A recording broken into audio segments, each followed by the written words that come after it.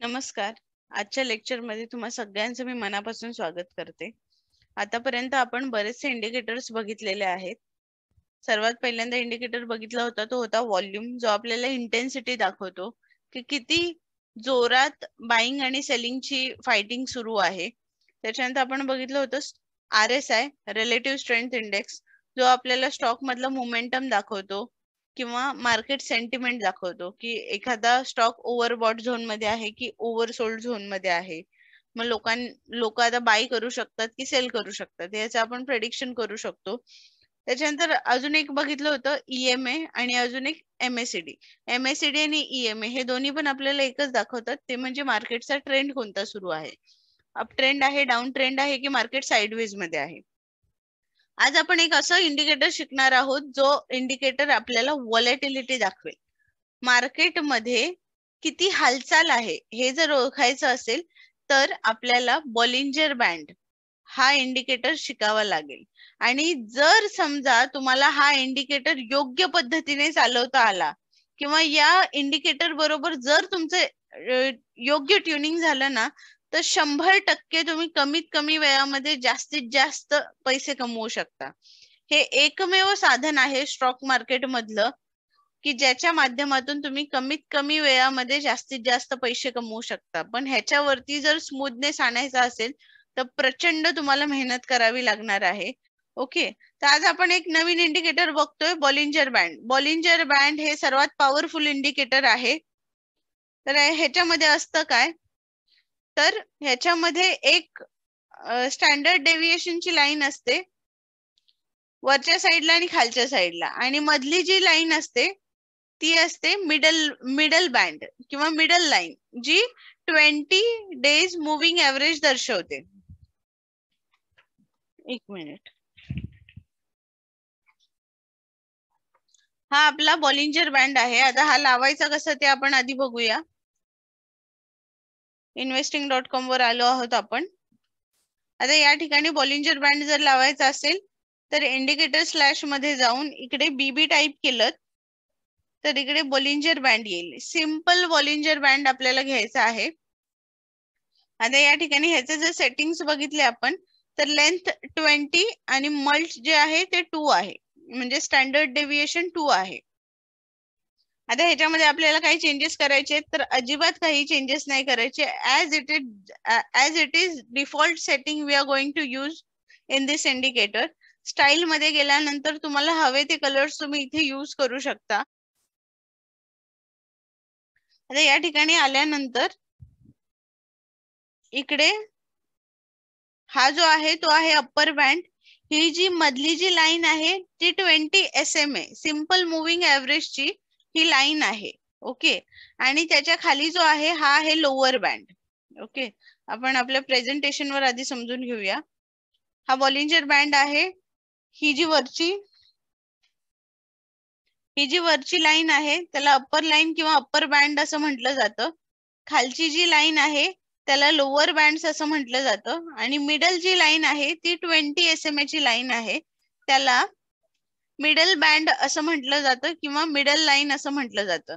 ही कशाची लाईन आहे, मधली जी आहे ती 20 SMA सिंपल मुव्हिंग एव्हरेज ची ही लाईन आहे. आता आपण एक मल्ट 2 ची सेटिंग बघितली होती, स्टँडर्ड डेव्हिएशन 2 ची सेटिंग्स आहे ती, म्हणजे या 20 SMA च्या लाईन पासून हा जो बँड आहे हा 2 युनिट्स ने लांब असतो. ओके, 2 युनिट्स ने हा लांब आहे. जिथे जिथे ही लाईन जाणार तिथे तिथे 2 युनिट्स पासन ही लाईन लांब आहे. ओके, मार्केटमध्ये सडन मुवमेंट आली तर हा बँड वाढणार. ओके, जर मार्केट मधली सडन मुवमेंट कमी झाली तर हा बँड कमी होणार.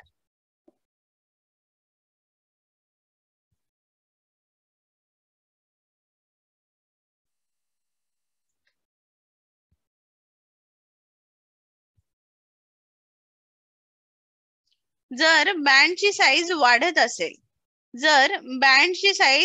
असेल तर बॉलिंजर बँड एक्सपान्शन असं म्हटलं जातं. एक्सपान्शन म्हणजे काय, मोठं होणे. आणि जर बॉलिंजर बँडची साईज जर कमी होत असेल तर Bollinger band is getting squeeze असं म्हटलं जातं. बँड स्क्वीज होतोय असं म्हटलं जातं. बँड मोठा होत असेल तर एक्सपान्शन असं म्हटलं जातं. जर बँड छोटा छोटा होत असेल तर कॉन्ट्रॅक्शन किंवा स्क्वीजिंग असं म्हटलं जातं. ओके, या ठिकाणी बघा बॉलिंजर बँड थोडा स्क्वीज होतोय आणि या ठिकाणी परत एक्सपान्शन होतोय. ओके, आता बॉलिंजर बँड जो आहे तो जितका वेळ साइडवेज मध्ये असतो त्यावेळेस तो स्क्वीज फॉर्म मध्ये असतो.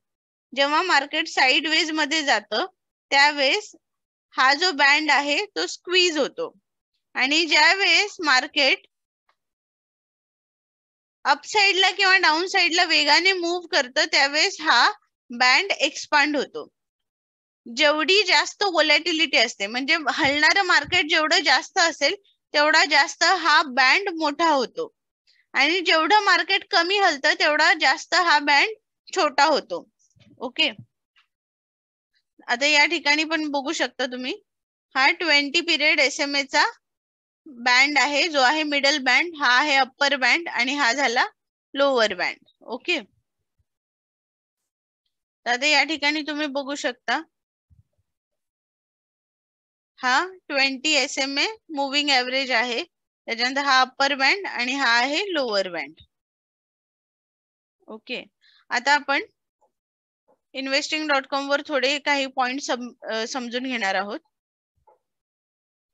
आता ज्यावेळेस मार्केट साइडवेज मध्ये असतं त्यावेळेस तुम्ही इथे बघू शकता या ठिकाणी तो स्क्वीज झालेला आहे आणि ज्यावेळेस मार्केटमध्ये मोमेंटम होतं त्यावेळेस हा एक्सपांड झालेला आहे.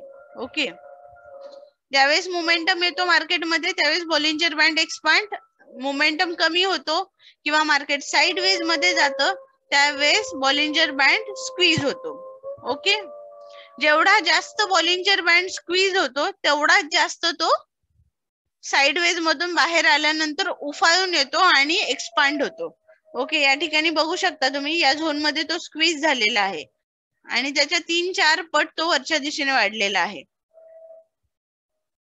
आता या ठिकाणी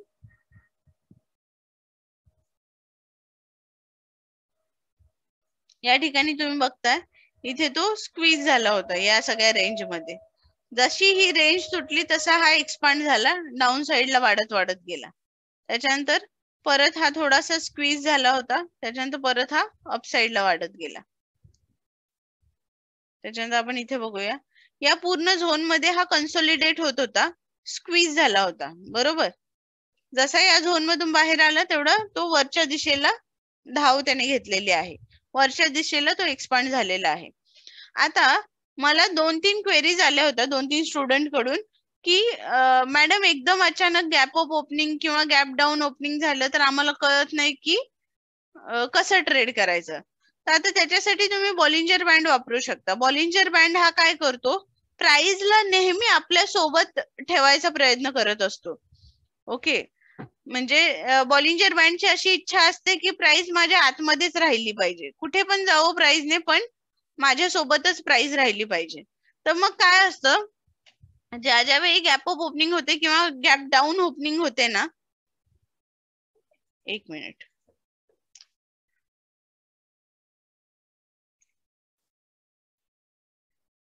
जर समजा ही 20 SMA ची लाईन आहे, हा आपला अप्पर बँड आहे, हा आपला लोअर बँड आहे. ओके, तर जर समजा एखाद्या वेळी गॅप अप ओपनिंग झाली आणि ही जी ओपनिंग आहे ती एका रेजिस्टन्सला झाली, रेजिस्टन्स वरून प्राइस काय होते, रिव्हर्स होते. बरोबर, रेजिस्टन्स वरून प्राइस रिव्हर्स होते आणि बॉलिंजर बँडच्या बाहेर जर प्राइस फेकली गेली असेल तर याचा अर्थ काय, हा जो बँड आहे तो या प्राइसला परत स्वतःकडे खेचून घेणार. बरोबर,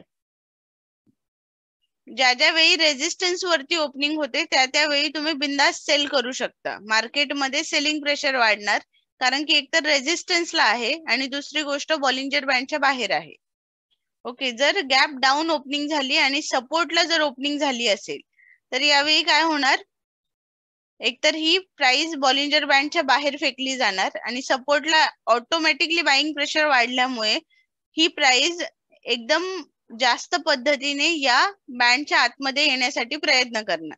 फक्त गॅप अप ओपनिंग किंवा गॅप डाऊन ओपनिंग जेव्हा जेव्हा होते तेव्हा फक्त एकच बघायचं की सपोर्ट जवळ होते की रेजिस्टन्स जवळ. जर रेजिस्टन्स जवळ होत असेल तर बिंदास सेल करायचं. पहिल्या 5 ते 10 मिनिटांमध्ये तुमचा नफा होणार आहे. इकडे सपोर्ट जवळ होत असेल तर बिंदास बाय करायचं. आता ह्याचं आपण एक एक्झाम्पल बघूया. निफ्टीच्या चार्टवर लावून बघूया.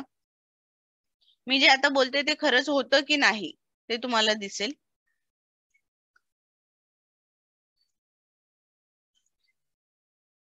या ठिकाणी गॅप अप ओपनिंग झालेली आहे. प्राइस बँडच्या बाहेर फेकली गेली आहे आणि इथून सेलिंग प्रेशर आलेला आहे. ओके, त्याच्यानंतर या ठिकाणी गॅप डाऊन ओपनिंग झालेली आहे आणि इथून परत बाइंग प्रेशर येऊन स्टॉक वरती गेलेला आहे. आता हे तुम्ही 5 मिनिटं, 10 मिनिटं, 1 मिनिट कोणत्याही टाइम फ्रेम मध्ये बघू शकता. या ठिकाणी गॅप अप ओपनिंग झालेली आहे. प्राइस बँडच्या बाहेर गेली आहे आणि इथून स्टॉक खाली पडलेला आहे. आता या ठिकाणी गॅप अप ओपनिंग झालेली आहे आणि इथून स्टॉक खाली पडलेला आहे. ज्या ज्या वेळी प्राइस बँडच्या बाहेर गेलेली तुम्हाला दिसते त्यावेळी स्टॉक मध्ये ती बँडच्या आतमध्ये ती परत आलेली आहे. आता आपण 5 मिनिटाचं बघूया. 5 मिनिटांमध्ये गॅप अप गॅप डाऊन तुम्हाला दिसेल व्यवस्थित. इथे बघा प्राइस बँडच्या बाहेर गेली, परत ही आतमध्ये आली. ओके, त्याच्यानंतर या ठिकाणी पण प्राइस बँडच्या बाहेर गेली, परत ही आतमध्ये आली. या ठिकाणी प्राइस बँडच्या बाहेर फेकली गेली, परत ही बँडच्या आतमध्ये आली. इकडे सेम, इथे गॅप अप ओपनिंग झाली, रेजिस्टन्स जवळ ओपनिंग झाली, इथून स्टॉक खाली. इथे एक रेजिस्टन्स आहे, याच्या जवळच ओपनिंग झाली, इथून स्टॉक खाली. इकडे गॅप डाऊन ओपनिंग झाली, इथून स्टॉक खाली.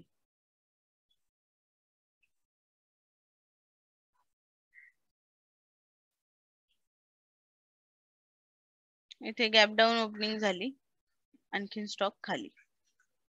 इथे गॅप डाऊन ओपनिंग झाली पण हा स्टॉक खाली गेला कारण की बँडच्या बाहेर प्राइस फेकलेली नाहीये, ही बँडच्या सोबत प्राइस आहे.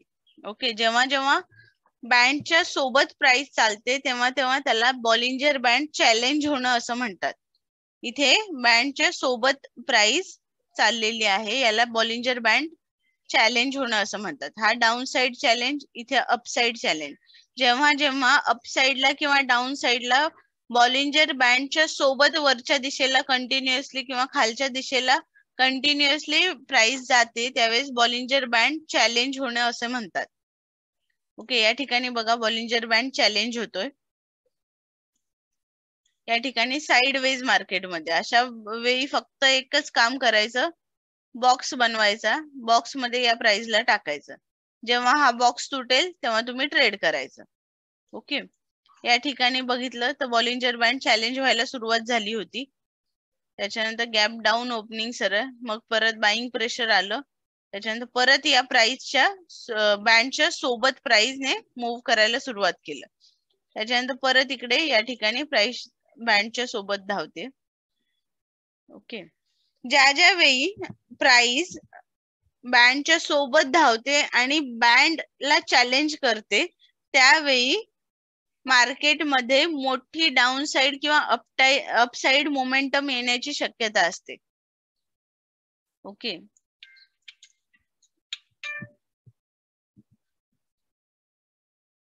आणि मार्केटमध्ये पैसा ना फक्त याच वेळी बनतो. या ठिकाणी बघा कंटिन्युअसली बँडला चॅलेंज होतोय, अपसाइडला इकडे बँडला चॅलेंज होतोय.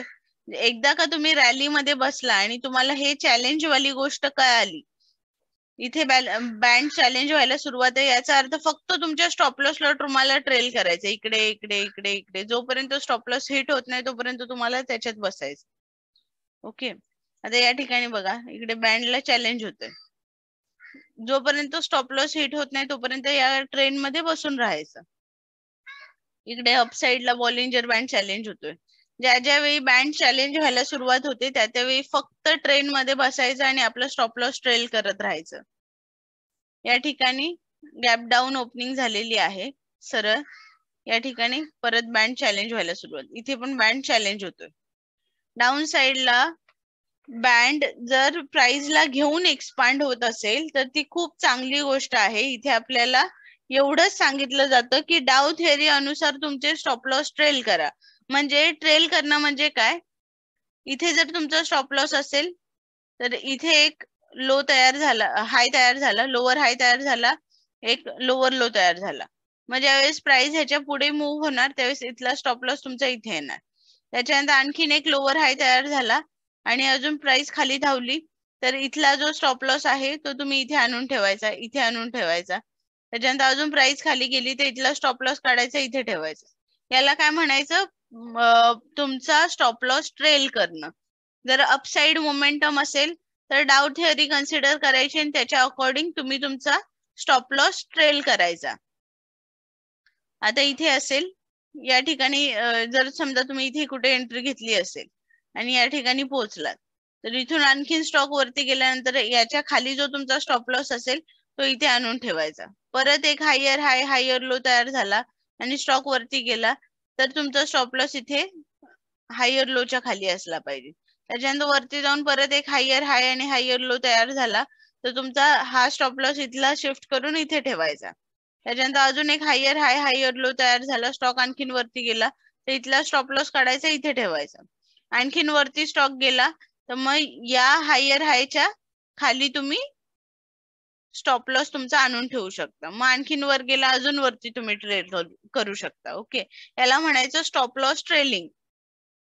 आणि म्हणजे थोडक्यात काय, जर समजा मार्केट इथून इथपर्यंत गेलेलं आहे, नॉन स्टॉप मार्केटने तेजी केलेली आहे आणि सडनली एखादी अशी जेव्हा रेड कलरची कॅन्डल तयार होते आणि जर समजा इथून हा हायर हाय हायर लो, हायर हाय हायर लो, मग इथून तो आणखीन वरती गेला त्यावेळेस तुमचा स्टॉप लॉस इथे आला, बरोबर. तर आता या ठिकाणी काय होतं, आणखीन स्टॉक वरती गेला आणि जेव्हा तो वरून खाली येणार त्यावेळेस आपोआप तुमचा इथे स्टॉप लॉस हिट होणार आणि तुमची जी पोझिशन असेल ती तुमची निघून जाणार. म्हणजे इथून इथपर्यंतचा प्रॉफिट तुम्ही प्रत्येक वेळी सेव्ह करत होता. असं व्हायला नको की माझा 2000चा प्रॉफिट होता आणि शेवटी मी 2000मध्ये लॉस गेलो.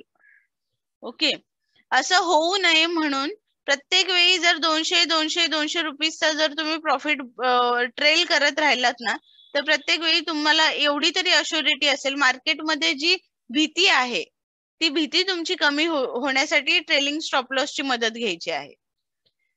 मार्केट इथे असताना तुम्ही एंट्री घेतली, आणखीन मार्केट इथे गेलं, 100-150 पॉईंट तुमच्या खिशात आहेत सध्याला.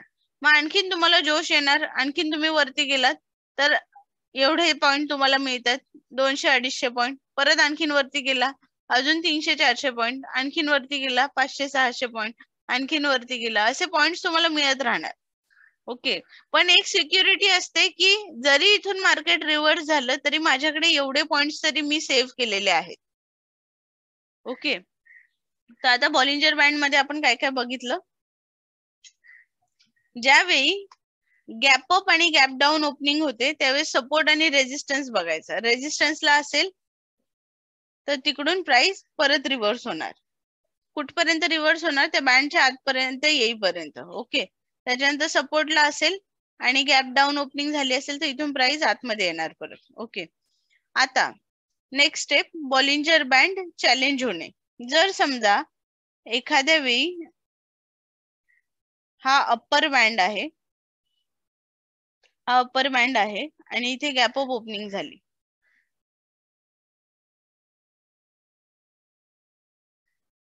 इथे मार्केट साइडवेज मध्ये होतं आणि ऑलरेडी बँडने इकडे चॅलेंज करायला सुरुवात केलेली आहे आणि इथे मार्केट बंद झालं. दुसऱ्या दिवशी इथे गॅप अप ओपनिंग झाली. मग हा बँड काय करणार, या प्राइसला त्याच्या आतमध्ये घेणार. बॉलिंजर बँड चॅलेंज होत असताना जर गॅप अप ओपनिंग झाले तर बँड या प्राइसला आतमध्ये घेणार आणि आणखीन तो वरती एक्सपांड होणार. ओके, तर आता ह्याच्यामध्ये ज्यावेळेस मार्केटमध्ये रॅली असते, ओके, मार्केटमध्ये जेव्हा रॅली असते त्यावेळेस आपल्याला बॉलिंजर बँड इंडिकेट करतो. जेव्हा प्राइस जी प्राइस आहे ती जेव्हा बँडच्या सोबत जाते त्यावेळेस मार्केटमध्ये रॅली येते. रॅली म्हणजे काय? कंटिन्युअस स्ट्रॉंग बुलिश ट्रेंड किंवा स्ट्रॉंग बेरिश ट्रेंड मार्केटमध्ये इकडे रॅली येते. आता ज्यावेळेस अशी रॅली आपल्याला मिळते त्यावेळी आपल्याला फक्त आपला स्टॉप लॉस ट्रेल करायचा असतो. आणि दुसरी गोष्ट, ह्या बँड पासून प्राइस लांब जात नाही ना याचं कन्फर्मेशन घ्यायचं असतं. ज्या ज्या वेळी बँड पासून प्राइस लांब जायला सुरुवात होते त्या त्यावेळी तिकडे एक रिव्हर्सल येतो आणि तिथून परत बँड खालच्या दिशेला मूव्ह करायला सुरुवात करतो. जिथे जिथे बँडच्या सोबत प्राइस असते तिथे तिथे आपल्याला रॅली मिळते. रॅलीचा एंड होणार आहे हे कसं कळणार आपल्याला? ज्यावेळेस ही प्राइस आहे ती बँड पासून लांब लांब जायला सुरुवात होते त्यावेळेस रॅलीचा एंड आहे असं आपल्याला समजतं. तर आता मार्केटमध्ये महिन्याभरामध्ये कमीत कमी आपल्याला 10 ते 12 वेळा अशी रॅली बघायला मिळते, अप साइडला किंवा डाऊन साइडला इंट्राडे मध्ये. आपलं ट्रेडिंग किती दिवसांचं असतं? 21-20 दिवस सुट्टी वगैरे असेल तर. ओके, जास्तीत जास्त 22 दिवस. ओके, त्याच्यामध्ये 10 ते 11 वेळा आपल्याला रॅली मिळते. बाकीच्या वेळेस काय असतं? मार्केट साइडवेज मध्ये असतं, कंटिन्युअसली साइडवेज मध्ये मार्केट असतं. साइडवेज मध्ये काय होतं? स्टॉप लॉस हिट होतात, व्हॉल्यूम कमी असतो, तुमचे चार्ट पॅटर्नचे नीट ब्रेकआउट होत नाहीत. जरी ब्रेकआउट झाला तरी सुद्धा तो फॉल्स ब्रेकआउट असतो. ओके, आता हे फॉल्स ब्रेकआउट काय आहे ते मी नेक्स्ट लेक्चर मध्ये तुम्हाला सांगेल. तर थोडक्यात काय, बॉलिंजर बँड जो आहे तो कायम त्याच्या सोबत प्राइसला ठेवण्याचा प्रयत्न करतो. ठीक आहे, नेक्स्ट लेक्चर मध्ये भेटूया. बॉलिंजर बँड वरतीच अजून फोकस करायचा आहे. बॉलिंजर बँड आणि एडीएक्स चा आपण एक ट्रेडिंग स्ट्रॅटेजी डेव्हलप केलेली आहे जी खूप जास्त इफेक्टिव्ह आहे. भेटूया नेक्स्ट लेक्चर मध्ये विथ एडीएक्स.